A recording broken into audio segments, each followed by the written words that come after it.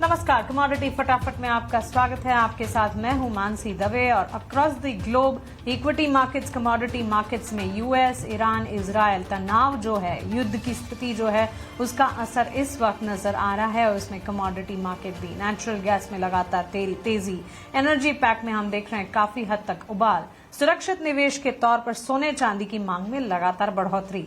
इन सभी के बीच आपको क्या करना चाहिए, इस आपको समझने की कोशिश होगी। यहां से अगले आधे घंटे के लिए हमारे साथ हमारे मार्केट एक्सपर्ट जुड़ेंगे। सवाल जवाब का सिलसिला भी आपके लिए लेकर आएंगे। सवाल पूछने का तरीका आपके टीवी स्क्रीन पर हमारे सोशल मीडिया हैंडल्स लगातार फ्लैश होंगे। हमसे संपर्क करने की कोशिश करें। कमोडिटी बाजार से जुड़े आपके सवाल को शामिल करूंगी और कोशिश करूंगी कि आपके तमाम सवालों के जवाब मैं दे पाऊं। मनोज कुमार जैन साहब, director head commodity and currency research, Prithvi Finmart हमारे साथ। Rakesh Khanna, technical analyst commodity currency, मेरा एसेट शेयर खान। वहीं Sumit Ritolia, lead research analyst at Kapler. Mister Abhishek Govilkar, head agri big mint, हमारे साथ जुड़े हैं। और Dharmesh Bhatia, director Emirates investment bank, भी हमारे साथ जुड़ने वाले हैं। पावर पैक्ड होने वाला है यहां से आने वाला आधा घंटा, लेकिन शुरुआत अभिषेक जी आपके साथ बातचीत करेंगे। इस वक्त सबसे पहले इम्पोर्टेंट आपके स्क्रीन पर एक लेकर आएंगे, राइस इंपोर्ट। भारतीय एक्सपोर्ट के लिए मिडिल ईस्ट बहुत अहम है और खाड़ी देशों में एक्सपोर्ट बाधित होने पर भारत के पास कई सारे बाजार जो है वहां से विकल्प के तौर पर कंसर्न्स बिल्टअप होते हुए और इन तमाम के बीच राइस इंपोर्ट में भी एक असर आता हुआ देखने को मिला है। तनाव से भारत के चावल एक्सपोर्ट पर असर की संभावना। बासमती एक्सपोर्ट में गल्फ देशों की 80% हिस्सेदारी है। ईरान को करीब 35% बासमती का एक्सपोर्ट किया जाता है। और इसी मुद्दे पर बातचीत करने के लिए हमारे साथ बिग मिंट के एग्री हेड अभिषेक गोविलकर जुड़ गए हैं। अभिषेक जी, इक्विटी मार्केट में भी इसका असर देखने को मिला और राइस इंपोर्ट एक्सपोर्ट पर जिस तरह के इस वक्त इम्पैक्ट आते हुए दिखे हैं वॉर सिचुएशन के, इस पर आपके फर्स्ट टेक्स क्या होंगे? नमस्कार, धन्यवाद सभी लोगों को। ये जो वॉर जो चालू हुआ है यूएस, इजराइल और ईरान के बीच में, ये काफी महत्वपूर्ण है भारत के चावल निर्यात के ऊपर।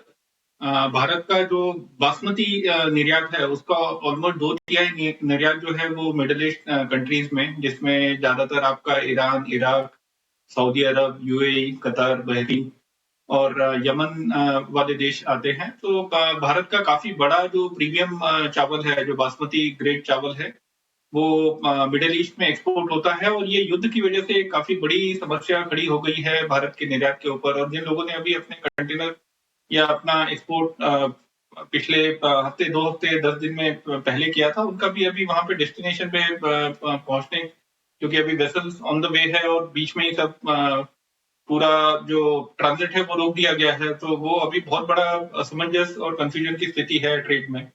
आगे कैसा होने वाला है, बट निर्यातकों के लिए काफी तनावपूर्ण और काफी जोखिम भरा टाइम है अभी आने वाले दिनों के लिए।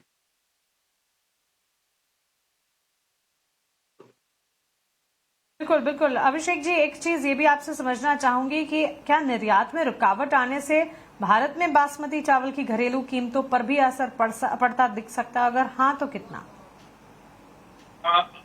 क्योंकि अभी जैसे बासमती जो हमारा मैक्सिमम एक्सपोर्ट जो मिडिल ईस्ट कंट्रीज में हो रहा था, उसमें अभी जब तक ये युद्ध चालू है उस वक्त के लिए थोड़ा टेम्पररी ब्रेक लगेगा। तो हाल फिलहाल के दिनों में कुछ जो कीमतें हैं वो थोड़ी नरम होती हुई दिख सकती हैं।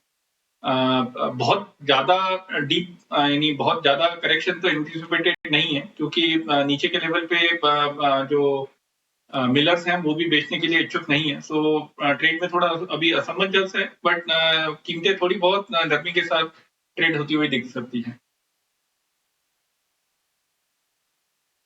बिल्कुल बिल्कुल। अभिषेक जी, खाड़ी देश भारत के बासमती के सबसे बड़े खरीदार हैं।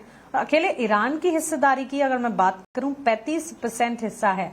अगर व्यापार वहां से ही प्रभावित होता है तो निर्यातकों के लिए ये कितना बड़ा झटका है? और साथ साथ क्या पेमेंट, शिपिंग और लॉजिस्टिक्स में भी दिक्कतें आ सकती है? पेमेंट और लॉजिस्टिक्स के लिए तो पिछले महीने, 2 महीने से ऑलरेडी काफी न्यूज आ रही थी कि मिडिल ईस्ट से पेमेंट रिसीव होने के लिए काफी तकलीफ हो रही है। प्लस अभी जैसे ये वॉर जब से चालू हुआ है पिछले शुक्रवार से, तब से most of the shipping lines ने ऑलरेडी अपना एक ब्लैंकेट रोक लगा दिया है कार्गो मूवमेंट के ऊपर मिडल ईस्ट और पर्टिकुलरली गल्फ ऑफ पर्शिया के रीजन के लिए। सो काफी बड़ा इम्पैक्ट है राइस एक्सपोर्ट्स के लिए। इंडिया का मोटा मोटी जो बासमती है जो 7.25 मिलियन टन का है, उसमें से 2/3 मिडल ईस्ट के लिए होता है। और जैसा आपने बोला कि ऑलमोस्ट 35% जो है वो अकेला ईरान कंज्यूम करता है। तो ये भारत के एक्सपोर्टर्स के लिए काफी चिंता और अब काफी तनाव वाला वातावरण है अभी। बिल्कुल अभिषेक जी, बहुत शुक्रिया विस्तार से हमारे साथ जुड़कर ये जो राइस इंपोर्ट एक्सपोर्ट पर जारी तनाव का असर है ये विस्तार से डिस्कस करने के लिए थैंक यू सो मच। धन्यवाद। चलिए आगे बढ़ेंगे, हमारे बाकी एक्सपर्ट्स को भी जोड़ लेते हैं और उनसे समझते हैं तमाम कमोडिटी बाजार पर उनका नजरिया। मनोज कुमार जैन साहब है हमारे साथ, राकेश खन्ना जी है और सुमित तौलिया हमारे साथ। जेंटलमैन, आप सभी का स्वागत है 18 आवर्स स्वदेश पर। अपना समय हमें देने के लिए आपका शुक्रिया। शुरुआत में कच्चे तेल की चाल से ही करना चाहूंगी। क्रूड के उबाल पर तो अभी थोड़ी देर पहले हमने स्पेशल शो खास पेशकश कर हमारे व्यूअर्स को ये भी बताया कि ये क्या उनके लिए रोजमर्रा के खर्चों में भी बढ़ोतरी होती दिखेगी, क्या उनकी रसोई तक भी क्रूड का उबाल जो है वो आग लगाएगा। लेकिन कच्चे तेल की चाल खाड़ी देशों में तनाव, खासतौर से स्ट्रेट ऑफ हॉर्मुज के जरिए सप्लाई बाधित होने से इम्पैक्ट हो रही है। 8 महीने के उच्चतम स्तर पर कच्चा तेल $80 बैरल छूकर आया है, $78 के आसपास है। घरेलू बाजार में भी इसी तरह के स्तर 6,610 के लेवल्स के आसपास कामकाज देखने को मिल रहा है। मनोज जी, शुरुआत आपसे करना चाहेंगे, कैसे देख रहे हैं क्रूड की चाल को आप? नमस्कार मानसी जी, सबसे पहले तो आपको और सारे व्यूवर्स को होली की बहुत बहुत शुभकामनाएं। जहां तक कच्चे तेल का सवाल है तो हम देख रहे हैं कि जिस तरह से यहाँ पे यूएस और ईरान के बीच में यहाँ जो तनाव बढ़ा है और हमने वॉर की शुरुआत होते हुए देखी है, तो उसी के चलते यहाँ पे जो है बड़ा इम्पैक्ट कच्चे तेल की कीमतों में देखने को मिल रहा है।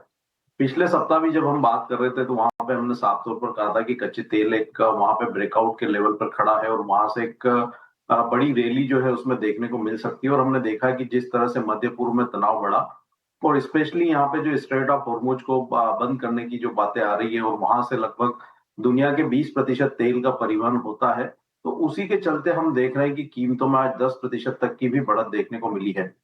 हमारा मानना है कि ये तनाव जो है जारी रह सकता है। जिस तरह से यूएस प्रेसिडेंट के भी स्टेटमेंट आ रहे हैं कि 4 से 5 हफ्ता तक जो है ये लड़ाई जारी रह सकती है, तो उसको देखते हुए कीमतों में यहाँ पे आगे और भी जो है मजबूती आने वाले समय में देखने को मिल सकती है।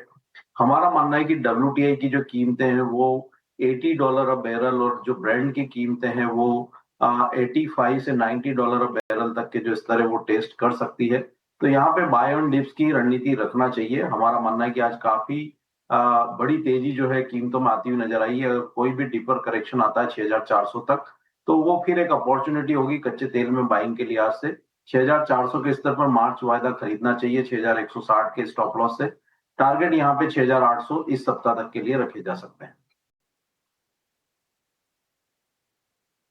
ठीक है, impact of war on refining काफी हद तक अगर आप देखें, वॉर कच्चे तेल की चाल, oil refiners, exploration, oil marketing कंपनियों पर इक्विटी मार्केट में हमने इसका असर देखा जरूर है और ये काफी हद तक आगे बढ़ता हुआ भी नजर आ रहा है। एक्सपर्ट्स का भी मानना है कि यहाँ से 4 से 5 हफ्ते तो कहीं नहीं गए जब इसी तरह की सिचुएशन आगे भी बढ़ती दिखेगी। सुमित, आपसे भी राय लेना चाहेंगे कच्चे तेल की ही चाल पर अमिड एस्केलेटिंग टेंशंस जो कि यूनाइटेड स्टेट्स, इजराइल, ईरान ये तमाम से इन्वॉल्व होते नजर आ रहे हैं। ब्रेंट क्रूड की चाल लगातार बढ़ती हुई हम देख रहे हैं, $78-80 के इर्द गिर्द प्रति बैरल ब्रेंट क्रूड कामकाज करता हुआ and expected to elevate further as well in the near term at least. Upward movement जो है वो रिफ्लेक्ट करता है दोनों टेंजिबल सप्लाई साइड रिस्क को, साथ ही इंक्रीज जियोपॉलिटिकल रिस्क प्रीमियम को भी। मार्केट कंसर्न्स जो है लार्जली सेंटर्ड है अराउंड पोटेंशियल डिसरप्शन जो कि स्ट्रेट ऑफ हॉर्मुज से आ रहा है, क्योंकि एक क्रिटिकल ट्रांजिट रूट है which accounts to nearly 20% of global oil flows. कैसे देख रहे हैं इस पूरी सिचुएशन को? इन तमाम के बीच कच्चे तेल की चाल यहाँ से आगे कितनी बढ़ती दिखेगी? Thank you. सो हमें एक चीज जानना पड़ेगा कि फिलहाल जो कच्चे तेल में बढ़ोतरी दिख रही है वो मूल रूप से जियोपॉलिटिक्स प्रीमियम है। एज ऑफ नाउ अभी तक कुछ सप्लाई में इशू नहीं हुआ है, बट अगर जो हम कल रात से देख रहे हैं कि they has renewed attacks by Iran on Kuwait में, यूएई में, तो अगर स्थिति और आगे बढ़ती है एंड वी सी दैट कि सप्लाई में इशू आने लगता है, तो एज ऑफ नाउ हमारा अनुमान है crude price will be around 85 to 90 in coming weeks. बिल्कुल 85 to 90, 90 एंड अबव के भी लेवल्स कुछ एक्सपर्ट्स, कुछ जानकार कच्चे तेल में यहाँ पर आंक कर चल रहे हैं कि हो सकता है कि यहाँ से आगे भी उबाल और बढ़ता दिख सकता है। बहरहाल जितने भी न्यूज फ्लोज, ताजा अपडेट्स हमारे पास आ रहे हैं, हम सभी कुछ आप तक पहुंचा रहे हैं। राकेश जी, आपसे भी समझना चाहेंगे कच्चे तेल की चाल, नेचुरल गैस का हाल। हम देख रहे हैं एब्सोल्युटली जो सप्लाई साइड रिस्क है उसके फेयर के चलते कच्चे तेल में इस तरह के ईरान सप्लाई डिसरप्शन का एक फेयर है, जहां पर हम देख रहे हैं कि ऑयल ने इस तरह का जंप ट्रेंड देखा है। $79 बैरल एज वी स्पीक, और घरेलू बाजार में भी साथ ही 4.25% के गेन्स नेचुरल गैस में भी नजर आ रहे हैं। क्या राय होगी? पहले तो नमस्ते मानसी जी और नमस्ते सभी दर्शकों को।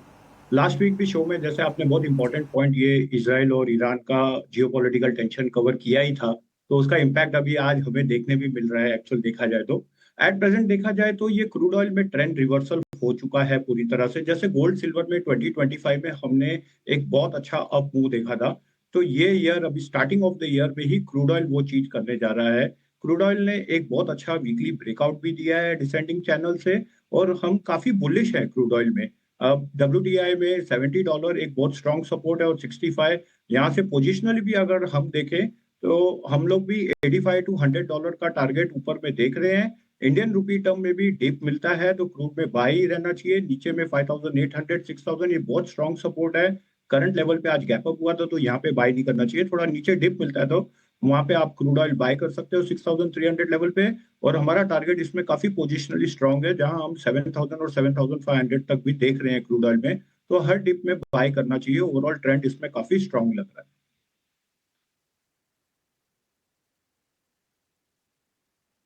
तो यहाँ पर ट्रेंड जो है यहाँ से फर्दर अपसाइड पे ही एक्सपेक्ट करके चल रहे हैं हमारे मार्केट एक्सपर्ट, और इसी के चलते उनकी स्ट्रैटेजी भी ये रिफ्लेक्ट कर रही है। और आपके स्क्रीन पर लगातार हम उनकी स्ट्रैटेजी भी फ्लैश करवा रहे हैं ताकि आप समझ पाएं कि इस वक्त इन स्तरों पर एक्सपर्ट्स क्या कुछ मानकर चल रहे हैं। एनर्जी पैक को लेकर WTI क्रूड $72 के आसपास दिख चुका है। MCX क्रूड 6610 की स्तर दिखा चुका है। MCX पर कच्चे तेल में 8.5% के गेन्स हमने देखे हैं। वहीं ब्रेंट क्रूड में भी करीब 7.5% की तेजी नजर आ चुकी है। इस बीच हमारे साथ एमिरेट्स इन्वेस्टमेंट बैंक के डायरेक्टर डॉक्टर धर्मेश भाटिया भी जुड़ गए हैं। आइए उनका भी स्वागत करते हैं। धर्मेश जी, बहुत स्वागत है आपका 18 आवर्स स्वदेश पर। हमें समय देने के लिए आपका शुक्रिया। अमेरिका, इजरायल, ईरान तनाव के बीच ब्रेंट क्रूड की चाल लगातार उबाल, और अब एक्सपर्ट्स मान रहे हैं कि यहां से और ज्यादा तेजी $90 बैरल कहीं नहीं गए। क्या ये सिर्फ जियोपॉलिटिकल रिस्क प्रीमियम है या वास्तविक सप्लाई डिसरप्शन का खतरा भी नजर आता है? देखिए, डेफिनेटली आपने जो कहा है वो काफी तो मार्केट में ऑलरेडी फैक्टर इन हो चुका है। अगर आप देखिए कच्चे तेल ने ऑलरेडी 12% का एक स्पाइक सुबह के सत्र में, यानी 3:30 बजे सुबह के सत्र में हमने देखा था ऑस्ट्रेलियन ओपन और जापान ओपन के टाइम। और अभी मार्केट में थोड़ी सी राहत है, मार्केट काफी एकदम सीमित दायरे में ट्रेड हो रहा है, बट फंडामेंटली अभी भी मुझे लगता है कि यहाँ से तेजी आने की गुंजाइश काफी है। इनफैक्ट ये शो पे मैं लास्ट 2 महीने से कह रहा था कि एक कच्चा तेल ही ऐसी कमोडिटी है जो लास्ट 2 साल से इतनी तेज नहीं दिखाई जितनी बाकी सारी कमोडिटी ने दिखाया। और अगर आप देखें तो ये साल में ही मार्केट में एक अच्छी खासी तेजी आई है। ऑलमोस्ट कच्चे तेल में $15 से $20 की तेजी अंतर्राष्ट्रीय मार्केट में, और डोमेस्टिक मार्केट की बात करें तो 2000 की तेजी तो आपको देखने मिल चुकी है। प्लस रुपए के चल के मुझे लगता है कि ये तेजी बरकरार रह सकती है। $90 के स्तर डेफिनेटली आपको देखने मिल सकते हैं। डोमेस्टिक मार्केट की बात करें तो यहाँ से एटलीस्ट 300 से 400 रुपए की तेजी मिनिमम, प्लस अगर रुपया और कमजोर होता है 1 से 2 रुपए के तो ये तेजी और 400-500 रुपया बढ़ सकती है। तो fundamentally market on an average geopolitical stress के कारण तेजी का ही माहौल बना रहेगा कच्चे तेल में। जी जी धर्मेश, बाजार की सबसे बड़ी चिंता स्ट्रेट ऑफ हॉर्मुज को लेकर है, जहां से करीब 20% वैश्विक तेल सप्लाई गुजरती है। अगर यहां पर इस तरह की बाधा आती है तो फिर तेल की कीमतों में कितनी बड़ी तेजी, और ये पूरे सिचुएशन जो है स्ट्रेट ऑफ हॉर्मुज की कितनी नाजुक नजर आती है? देखिए मैं यूएई में हूँ और यहाँ से अगर आप देखें तो ये जो स्ट्रेट ऑफ हार्मोन्स का जो स्प्रेड है, जो गैप है, वो 30 किलोमीटर का गैप है। तो ये काफी सीमित दायरे में गैप है और इस गैप के अंदर काफी सारी हलचल है। देखिए ये एक देश का तो इशू नहीं है, काफी सारे देश इसमें इन्वॉल्व है। इसमें सऊदी अरेबिया है, यूएई है, इसमें कतार, कुवैत, ओमान, सारे के सारे देश इसमें इन्वॉल्व हो चुके हैं। तो ये ना ही एक देश की वजह से मार्केट में वॉलेटिलिटी आएगी, आ सकती है। स्पेशली यूएस भी इसमें इन्वॉल्व है, जहाँ पे ये सपोर्ट करना चाहते हैं कि ये जो स्टेट ऑफ हार्मोन्स का जो ट्रेड्स है वो चलता रहे, बना रहे। बट अभी भी काफी मामला गर्म है, 3 दिन ही हुए हैं। तो मेरे हिसाब से इसे ये जो चाल है वो चलती रह सकती है जब तक कोई क्लोज आउट नहीं होता है, ना ही कोई सोल्यूशन या समाधान नहीं मिलता, तब तक तो तेजी यहाँ पे बरकरार रह सकती है। ये सिर्फ इंडिया को भी नहीं, चाइना को भी काफी इम्पैक्ट कर सकती है, श्रीलंका को इम्पैक्ट कर सकती है।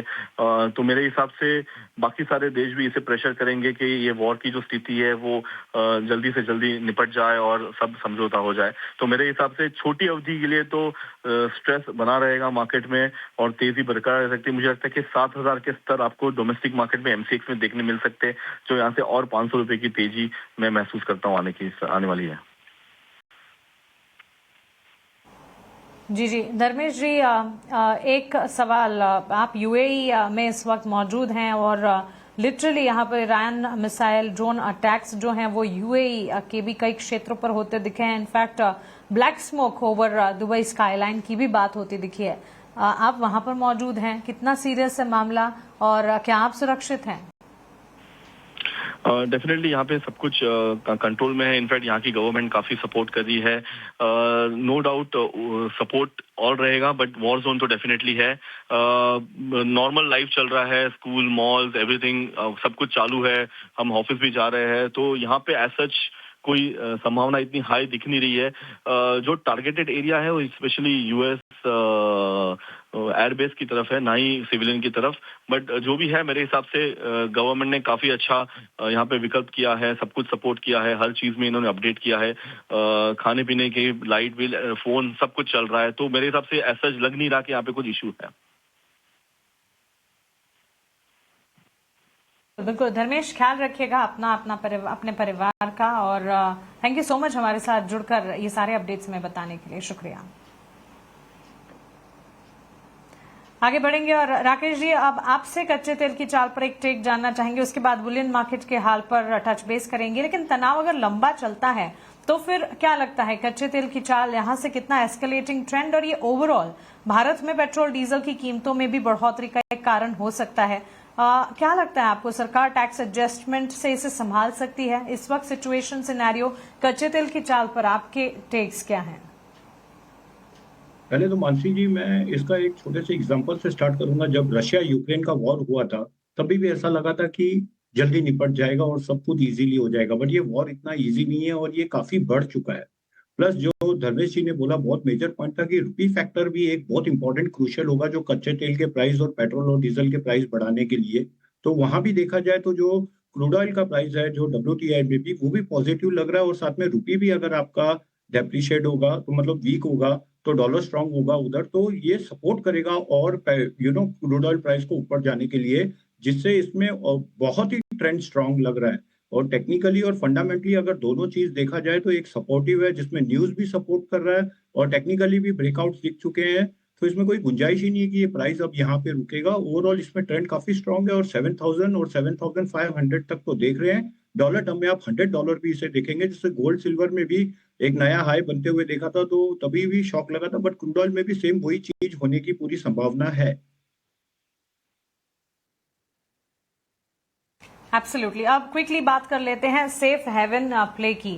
क्विक टेक्स हमारे एक्सपर्ट से जानना चाहूंगी। समय की थोड़ी पाबंदी है। मनोज जी, मिडिल ईस्ट तनाव के बीच गोल्ड में सुरक्षित निवेश की मांग तो बढ़ी है, मौजूदा हालात क्या सोने चांदी के बुलरन को और लंबा कर सकते हैं? बिल्कुल मानसी जी, मेरा मानना है कि यहाँ पे सोने और चांदी में सेफ हेवन बाइंग मजबूत रहेगी। बाय ऑन डिप्स का ही मार्केट है। सोना इंटरनेशनल मार्केट में फिर एक बार $5,600 और चांदी की कीमतें $110 जा सकती है। तो सोने का जो मिनी कॉन्ट्रैक्ट है अप्रैल वाला, वहां पे 1,66,600 के स्तर पर बाय करना चाहिए, 1,64,000 के स्टॉप लॉस से। लक्ष्य 1,71,000 का रहेगा। वहीं चांदी का जो मिनी कॉन्ट्रैक्ट है अप्रैल में वहां भी 2,95,500 के स्तर मिले तो बाय करके चले, 2,88,000 के स्टॉप लॉस से, टारगेट 3,06,000 के रहेंगे। सुमित जी, जियोपॉलिटिकल संकट के समय गोल्ड सिल्वर अमूमन मजबूत होते हैं, क्या इस बार भी निवेशक डॉलर और बॉन्ड के बजाय गोल्ड को, सिल्वर को प्राथमिकता देंगे? हमारे इनिशियल जांच से तो लग रहा है कि as of now crude oil, most commodities will be firing up and we have seen, हमने देख चुके हैं कि तेल 7-10% औसतन ऊपर जा चुके हैं and going forward crude oil price 85-90, same we might see happening in gold and silver also. बिल्कुल बिल्कुल। और राकेश जी, आपसे समझना चाहेंगे, गोल्ड के साथ साथ सिल्वर के दामों में भी बढ़त है, क्या इसमें सिर्फ सेफ हेवन डिमांड की वजह से बढ़त है? आपको लगता है कि इंडस्ट्रियल डिमांड की भी बड़ी भूमिका है इस वक्त? तो गोल्ड सिल्वर में एक्चुअल जब बजट में एक बहुत बड़ा फॉल आया था उस समय टेक्निकली भी देखा जाए और मार्केट गिरा था, तो ये एक पुल बैक रैली है। अभी भी जो गोल्ड के ऑल टाइम हाई है वो इंटैक्ट है। तो ये पुल बैक रैली, आप ये देखना है कि पुल बैक रैली अपने कितने ऊपर के जो रेजिस्टेंस है उसको टेस्ट करता है। तो इसे मैं ओवरऑल ऐसा नहीं देखूंगा कि मार्केट में कोई बहुत बड़ा मूव आने का चांस है, बट ओवरऑल देखा जाए तो सेफ हेवन के तौर पे हम इसमें अपसाइड अभी देख रहे हैं। बट ऊपर में $5,574 ये बहुत स्ट्रॉन्ग रेजिस्टेंस है और इतना इजी नहीं होगा। बट ओवरऑल अभी ट्रेंड बुलिश लग रहा है, जो बाय ऑन डिप्स हो सकता है। इंडियन रुपी टर्म में भी नीचे में बाय कीजिए, ऊपर में बाय नहीं करना चाहिए। 1,67,000 तक अगर करेक्ट होता है तो बाय करना चाहिए। सिल्वर में भी आप देखोगे तो अपने सपोर्ट्स पे ही मंडरा रहा है, वो नीचे में $92 उसका बहुत स्ट्रॉन्ग सपोर्ट है। ऊपर में अगर देखा जाए तो आज शाम तक $96 ब्रेक करता है, तो एक बार 99 और $100 पे दिख सकता है। बट स्टिल अभी भी जो ऑल टाइम हाई बने हुए लेवल है वो मार्केट ब्रेक करना इतना इजी नहीं है, क्योंकि ये पुल बैक रैली है और जियोपॉलिटिकल टेंशन की वजह से, ये सेफ हेवन न्यूज की वजह से ये सब बढ़ रहे हैं कमोडिटीज में। ओवरऑल ट्रेंड थोड़ा बहुत साइडवेज बुलिश है, बट ओवरऑल पूरी तरह से ऐसा नहीं बोल सकते। ओके, मनोज जी, राकेश जी, सुमित जी, बहुत शुक्रिया आपका हमारे साथ जुड़ने के लिए, सवालों के जवाब देने के लिए, कमोडिटी बाजार पर अपने टेक्स हमारे साथ शेयर करने के लिए। इस खास पेशकश में इतना ही, लेकिन 18 स्वदेश पर खबरों का सिलसिला लगातार जारी है, बने रहिए।